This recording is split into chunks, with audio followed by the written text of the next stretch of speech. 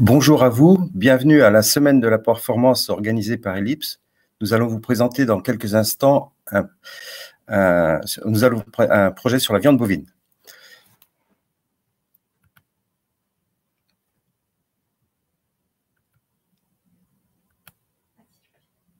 Attends, j'appuie.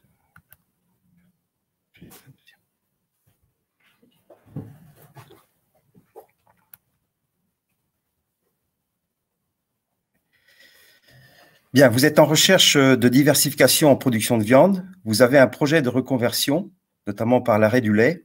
Avez-vous pensé à produire de la viande à partir de génisses croisées?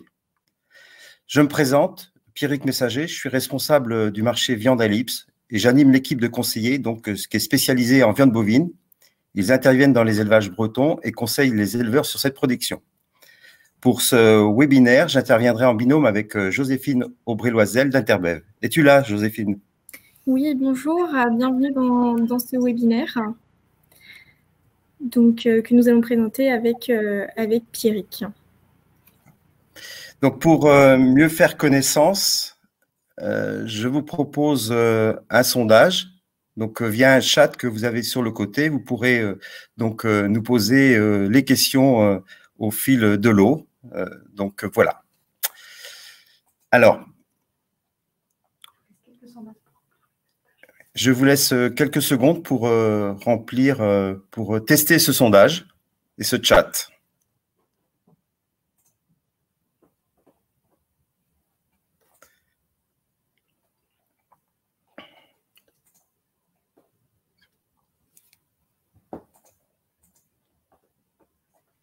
Voilà, donc on va passer à la première diapo. Donc, pourquoi ce thème et pourquoi le croisement? Donc, c'est dans un premier temps pour produire une viande bovine qui complète l'offre actuelle, donc pour avoir des plus petites carcasses à proposer aux consommateurs. C'est utiliser aussi les ressources de notre région. Nous avons 750 000 vaches laitières, dont 80% de prime Holstein. Et donc, c'est un vivier pour faire du croisement avec des animaux de race à viande. C'est un point aussi pour ancrer la production de viande sur notre territoire et puis la consolider avec cette production. C'est un objectif lorsqu'on parle de viande qui est produite à l'étranger. Donc là, ça peut permettre de mieux l'ancrer sur notre territoire. Et puis évidemment, c'est surtout assurer un revenu pérenne aux éleveurs avec à terme un débouché garanti et une contractualisation du prix. Donc, c'est une source de valeur pour nos éleveurs et notre région.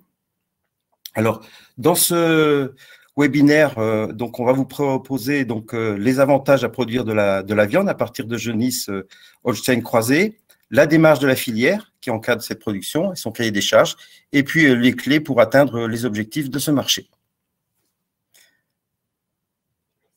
Alors, je laisse la main à Joséphine. Donc, du coup, moi, je vais vous présenter un peu le démarrage de cette production qui a démarré déjà à la station expérimentale de Moron. Donc, l'objectif en fait d'Interbev, ça a été de proposer une solution finalement à ces veaux bretons qui étaient produits vraiment, qui étaient présents parce qu'on a un potentiel d'élevage laitier assez important, mais qui, du coup, on souhaitait vraiment trouver une valorisation pour ces produits et de préférence sur place. Dans l'idée, ça a été vraiment de mettre tous les acteurs de la filière, c'est pour ça que c'est passé aussi par Interbev Bretagne, de mettre tous les acteurs de la filière autour de ce projet pour avoir quelque chose de structuré, de pertinent et surtout de cadrer cette production. Donc, les essais, c'était le but, en fait, c'est vraiment de répondre à deux enjeux. assez important. D'une part, l'enjeu au niveau de l'élevage, au niveau de ses veaux, au niveau de la production, de l'engraissement qui pouvait être fait ou non de ces animaux. Et derrière aussi, ne pas oublier la partie vraiment consommateur qui cherchait aussi un produit qui correspond vraiment à la demande. Ensuite, du coup, l'interprofession s'est orientée sur la mise en place du coup donc de génisses croisées, issus donc de mâles de race à viande plutôt précoce, issus de femelles laitières. Et donc à partir de... Et le but derrière, c'était de cadrer les choses en finalité, si on veut, d'avoir un cahier des charges précis pour permettre une maîtrise au mieux et qu'il y a un bénéfice, mais pour à tous les niveaux. Donc, ces essais, ils ont été sur 3 ans, un peu plus de 3 ans. Il y a eu plusieurs essais réalisés. D'une part, il y a eu différents essais sur les races. D'un point de vue race, ce qui a pu être étudié, c'est la limousine, mais aussi l'angus ou la Hereford, qui sont plutôt des races précoces. C'est pour ça qu'elles ont été choisies. Ensuite, il y a eu aussi donc, la différence des résultats qu'on pouvait obtenir entre bœuf et génisse. Et pour finir, il y a eu aussi, tout au cours de ces plusieurs années, il y a eu des tests aussi sur l'alimentation, des essais, que ce soit donc soit ration ensilage de maïs ou ration ensilage de maïs plus maïs ensilage d'herbe, avec une part plus ou moins importante d'ensilage d'herbe du coup dans la ration. Et pour terminer, les derniers essais ont été surtout sur le pâturage, avec un passage en fait au pâturage pendant la période d'engraissement. Le tout, on a eu du coup des résultats économiques qui ont pu être faits avec des marges par animal, du coup, qui ont permis, avec justement l'alimentation vraiment de l'exploitation, de dégager quelques chiffres derrière. Donc justement, pour venir à ces chiffres, voici du coup un peu, en résumé, les moyennes des essais qui ont pu être faits au niveau des sorties. Au niveau des sorties de ces animaux, on a du coup des conformations au niveau des carcasses qui vont de O+, qui étaient en moyenne de O+ à R-. On a également des rendements carcasses de 53,6 en moyenne et un âge à l'abattage à 15,8 mois et pour un poids moyen carcasse de 307 kg. 307 kg, sachant que l'objectif au niveau de l'interpro était ce qui avait été fixé, c'était entre 280 et 320 kg, donc ça correspond. Et 15,8 mois, sachant que ce qu'il faut prendre en compte, c'est que les animaux sont arrivés dans l'élevage dès 3 semaines. Et donc, du coup, de 3 semaines jusqu'à l'engraissement, ils sont restés sur la même exploitation avec le même type d'alimentation, donc avec une gestion des transitions. Et au niveau du GMQ, du coup, on était en moyenne à 1242 grammes par jour, du post-sevrage à l'abattage, sachant qu'on a pu remarquer qu'entre les mâles et les femelles, on avait à peu près, entre les bœufs, du coup, les génisses, on avait à peu près 100 grammes d'écart de GMQ entre ces deux catégories. Donc le but aussi donc, de ces animaux derrière, c'était vraiment le bénéfice du consommateur. Qu'est-ce qu'il pouvait en retirer, quelle peut être la valeur ajoutée sur ces points, que ce soit au niveau de la tendreté, d'avoir un produit qu'on est satisfait, qu'on est content de retrouver par un produit qui est régulier. Derrière, c'est aussi les attentes vraiment d'avoir un produit goûteux, tendre, mais aussi qu'on connaisse l'origine, d'où il vient et comment il a été produit. Et du coup, dans les demandes aussi du consommateur qui sont de plus en plus présentes, c'est tout ce qui est enjeux sociétaux. Enjeux sociétaux avec justement, il y a eu des bilans carbone qui ont été faits. Alors, on est sur des animaux qui sont abattus assez jeunes, donc des cycles de vie plutôt courts.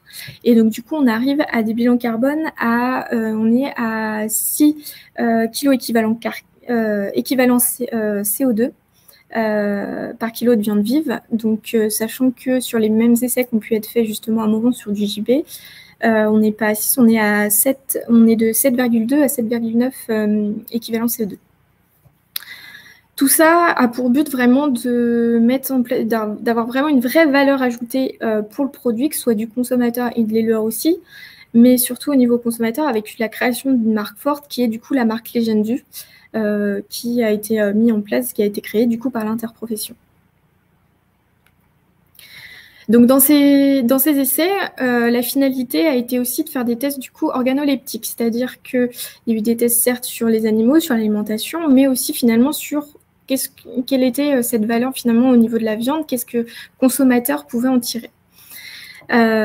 Aujourd'hui, sur les tests qui a pu ressortir, c'est vraiment la partie tendreté, où les consommateurs, par rapport à du standard, ont beaucoup aimé à plus 17%, et sur la texture, plus 9,5%. Ce qu'il faut surtout retenir, c'est l'intention de reconsommation. Oui, c'était bon, mais est-ce qu'ils reviennent faire ce produit? Et dans les essais, du coup, 83% des interrogés ont répondu oui à cette question. Donc aujourd'hui, tous ces essais, ça a permis un peu de dégager alors c'est les grandes lignes du cahier des charges, avec du coup ce qui a été dégagé, c'est les croisements, donc Limousin Primolstein et Angus Primolstein. C'est les deux races qui ont été gardées finalement par rapport aux résultats. Et derrière, toujours avec génisse ou bœuf. Les deux sont possibles. En âge à l'abattage, on est à 16-18 mois en moyenne. Ça peut être un petit peu moins, mais 16-18 mois, c'est ce qui correspond, surtout si le sevrage, si jusqu'au sevrage, ce n'est pas fait dans l'exploitation, où là, du coup, au niveau des transitions, il y a des choses, on peut accumuler un petit peu de retard. Et après, sur les poids carcasses, l'objectif est entre 300 et 350 kg carcasse qui permet d'avoir des portions qui correspondent à l'attente du consommateur. Et après, en conformation, on est sur du O+, R-, et état d'engraissement 3 à 4. Qui est donc des animaux assez engraissés. Mais le but premier, c'est vraiment d'avoir une régularité et quelque chose d'assez homogène au niveau des produits. Donc, du coup, au niveau de la conduite, le dernier point, c'est quand même l'alimentation au niveau de ce cahier des charges, où on est principalement du coup sur des matières premières locales, que ce soit en céréales, du coup, avec le blé, orge, maïs, mais aussi du colza, et privilégier en fait surtout l'autoconsommation de ce qui est produit sur la ferme, vraiment, avec des fourrages de l'exploitation. Donc, c'est vraiment ces critères qui sont les plus importants. Donc, la démarche Legendu, pour un peu plus vraiment en résumé, c'est vraiment une production qui est en lien avec le territoire. Elle a été menée par l'interprofession bretonne et donc c'est vraiment en lien avec la problématique qu'on pouvait trouver en Bretagne, mais qu'on peut retrouver un petit peu ailleurs aussi, mais en lien surtout avec le consommateur derrière. On a pu le voir que derrière, on a une empreinte carbone du coup avec ces animogènes qui est plutôt réduite, où on prend en compte un peu du bien-être animal sur différents points techniques qu'on n'a pas forcément détaillés là ici. Mais par contre, c'est très important du coup d'avoir cette maîtrise technique quand même pour qu'économiquement ce soit viable. Donc du coup, Pierrick Messager va pouvoir vous en parler un peu plus.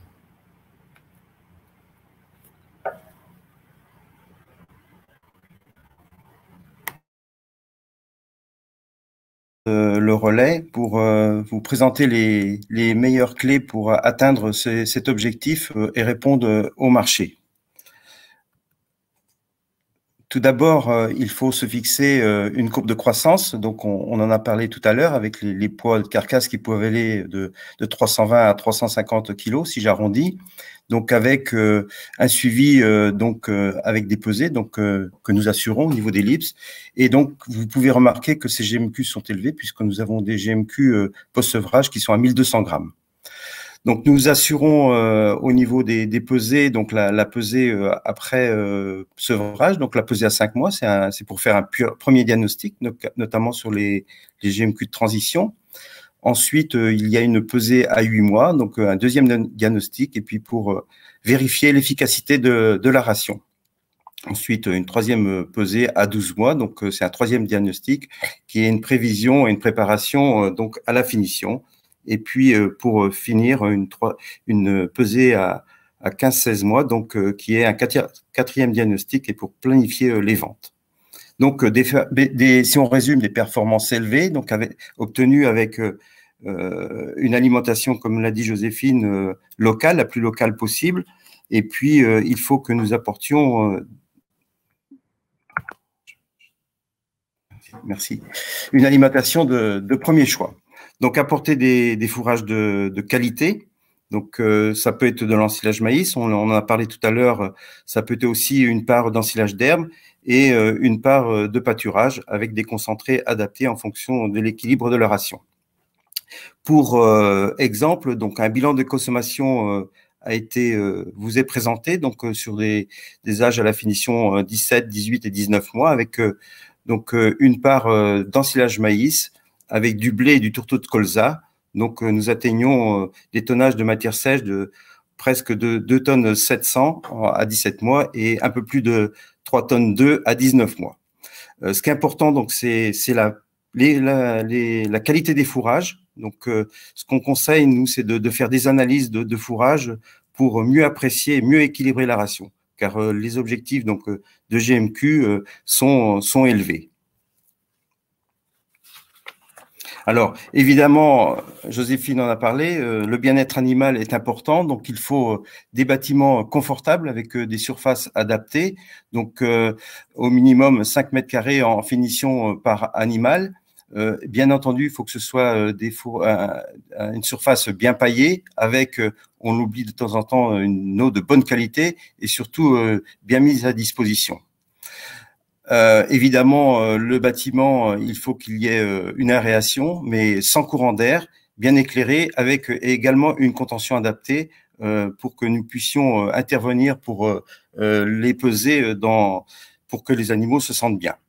Donc, des animaux qui doivent être avec un minimum de stress. Il faut aussi des lots homogènes. Donc, 15 animaux par groupe est suffisant, avec des places à lauge aussi suffisantes, donc entre 40 et 50 cm par animal. Ces animaux donc, sont non écornés et évidemment, il faut faire un bon suivi de leur santé. Alors, Joséphine, je vais te relaisser la parole, si tu veux bien.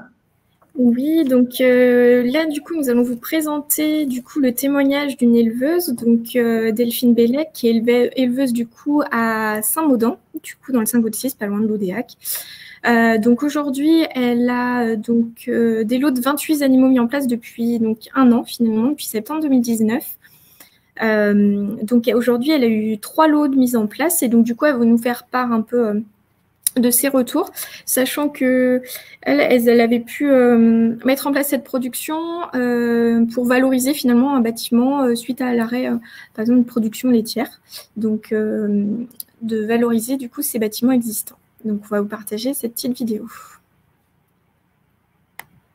Bah oui, il faut quand même là, c'est pas fonctionner le matin. Bah oui, il faut quand même là, c'est pas fonctionner le matin et puis revenir le soir. On fait tout, ouais. Tu fais passer une heure quelque Tu fais passer une heure quelque part. Si tu en as une malade, il faut quand même le mettre de côté. Et quand on a une malade, Bah, voir, sinon tous les jours on les voit, donc on va voir, sinon tous les jours on les voit, donc on voit pas comment. on est là, bah, une fois sur la base. Freine en fin de compte. On est là, Et on divise par nombre de jours pour voir si ça va bien travailler ou pas. Et on divise par nombre de jours pour voir si ça va bien travailler ou ça pas. marche. Et pour l'instant, ça marche. Il a pesé, c'est pas contraignant, c'est pas. Quand les petits Il a tarifs, c'est là posé, comme c'est la différence. Quand les petits tarifs, c'est là comme la Comme différence. on dit, quand tous les jours on les voit, on voit pas. Comme on dit, quand tous les jours on les voit, on voit pas. On bouge pas, donc en fin de compte, c'est pas Oui, les bah, yeux extérieurs où il a posé qu'on voit qu'ils ont fait. C'était des vaches à lait qu'on avait plus tard. Hein. C'est pas bon, si on les gardait que 3 mois, on les garde quand même un an. Hein. On s'y habitue, bah, après, voilà, quand les autres arrivent, bah, ça roule.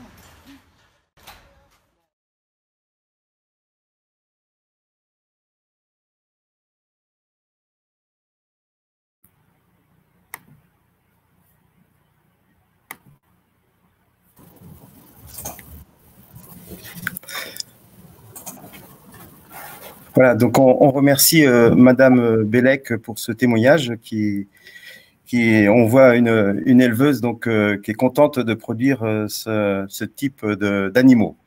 Donc, en résumé, ce qu'il faut retenir pour vous éleveurs, c'est que ça peut permettre une diversification du revenu. C'est une production simple à mettre en œuvre, une contrainte de travail qui est peu importante. Et puis, ça permet de bien valoriser des bâtiments d'élevage qui peuvent être à certains moments non employés. Et puis, c'est aussi, si on raisonne troupeau breton, c'est une optimisation du coût de renouvellement du troupeau laitier, puisque ça peut permettre de faire du croisement dans des élevages laitiers pour pouvoir vendre ce type d'animaux pour qu'ils puissent être engraissés par la suite. Voilà, donc nous en avons terminé dans notre présentation. Donc, on peut répondre maintenant à vos questions.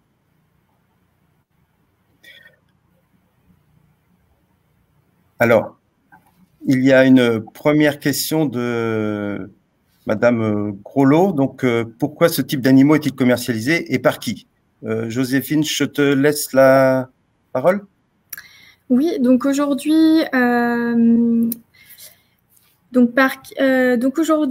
type d'animaux donc c'est le démarrage, les premiers animaux sortent, donc c'est le début de la commercialisation. Et donc par qui aujourd'hui c'est mis en place? Aujourd'hui, les génisses dont on vient de vous parler sont mis en place du coup par Bigard, par Bretagne Pro et également par Eureden. Oui, alors la deuxième question, toujours pour Joséphine, la plus-value sur la vente des animaux dans le contexte actuel.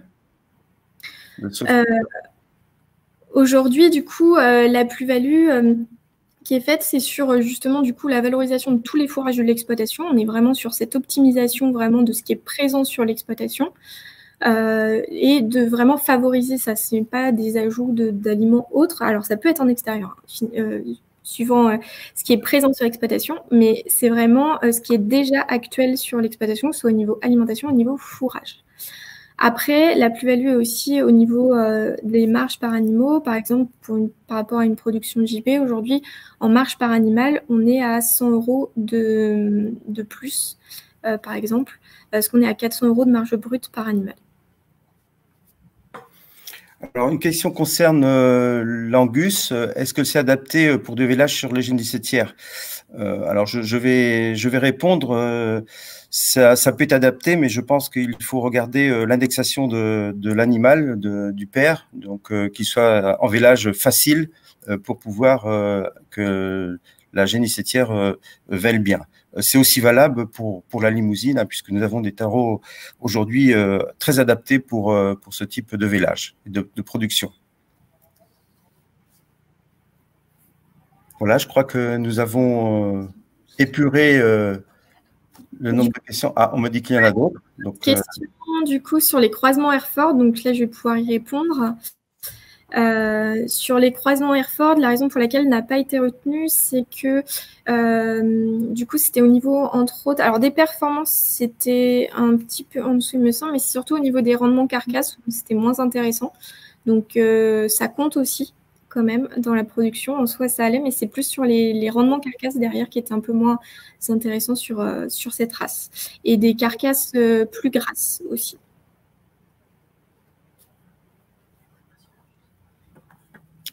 J'ai répondu.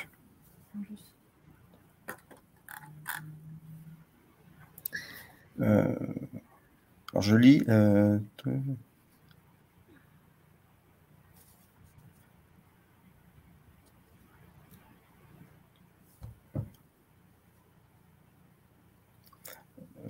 Oui, par rapport à la question donc sur le croisement avec des races allaitantes, hein, pour la valorisation des veaux, qui est un problème.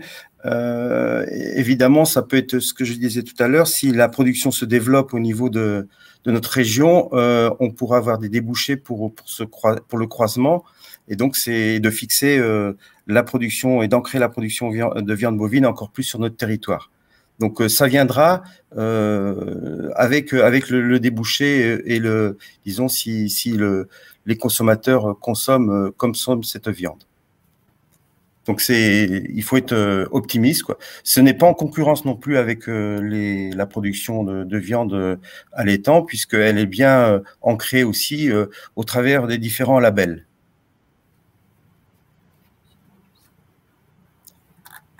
J'ai répondu. Voilà, je crois que nous avons répondu aux questions. Je vous invite à en poser encore quelques-unes, si vous voulez. Hein. On peut y répondre. Joséphine, est-ce que tu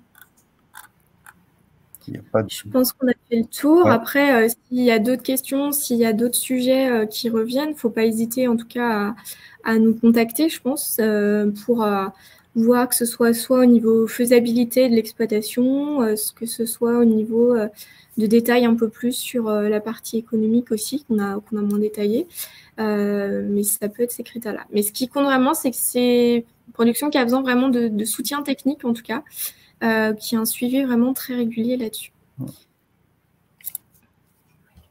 Alors, du coup, sur quelle est la démarche à suivre pour rentrer dans la filière, du coup, donc, qui a été posée par Louise Groulot. Donc, aujourd'hui, les démarches à suivre, c'est déjà, alors ça peut être soit de me contacter moi, soit de contacter un des acteurs que j'ai pu citer auparavant, qui sont Billard ou Reden.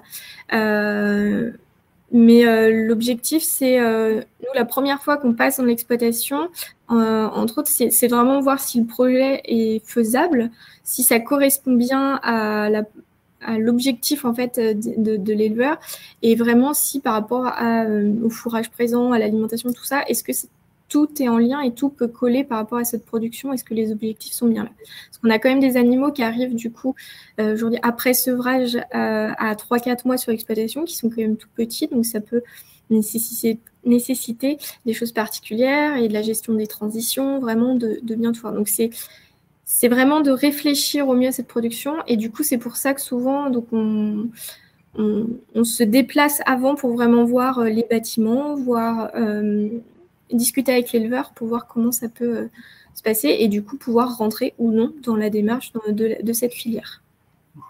Et puis, si vous êtes en contact avec les conseillers d'Ellipse, donc nous pouvons faire le relais auprès de Joséphine, de vos souhaits. Voilà, je crois qu'on n'a plus de questions, donc on va donc fermer ce webinaire, et puis on va vous souhaiter une bonne journée. Vous pourrez le revoir à nouveau si vous avez l'intention de le faire. Merci bien, à bientôt. À bientôt, merci.